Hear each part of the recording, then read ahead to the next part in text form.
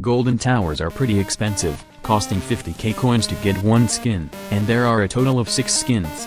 After paying that much, are they really worth it?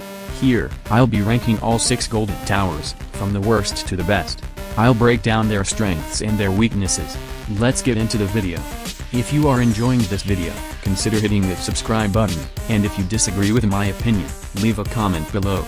Here, I will rank the golden towers into 4 different tiers, which are S, A, B, and C, where S is the best and C is the worst. Firstly, Golden Scout.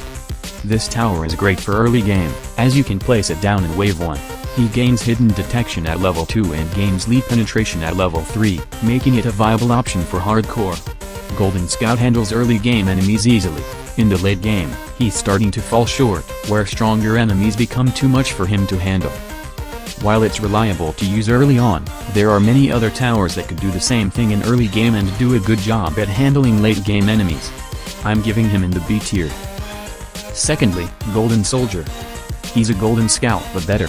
He shoots in bursts and has a fast fire rate. He could hit flying enemies early on, which makes him a viable option for hardcore too. He handles early game enemies decently, but worse than Scout as it's more expensive. But in later levels, he could be an option for sub-DPS tower in late game. I place him in the B tier too, as there are more towers that could do the same thing.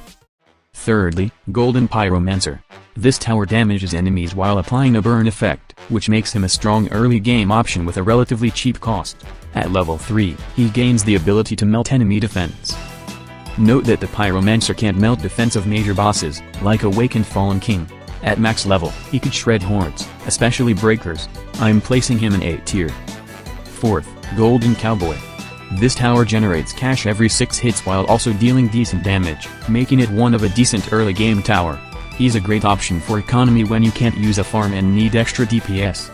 In the late game, he generates a ton of money while being a sub-DPS tower too. Hence, I would place him in A tier. This tower is an excellent substitute for farms when you need both economy and firepower. Fifth, Golden Minigunner. This tower has a placement limit of 15. In the early to mid game, he could clear hordes easily and deal high single target damage. But in late game, especially in solo and duo matches, you might want to consider other DPS towers, because of its placement limit.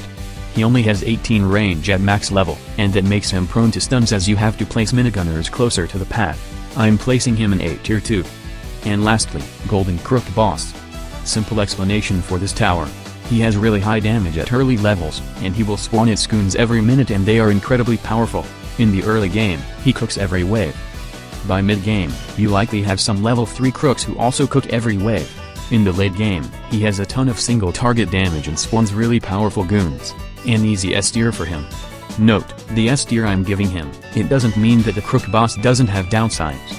He has a 5 placement limit, and its units are prone to enemy abilities.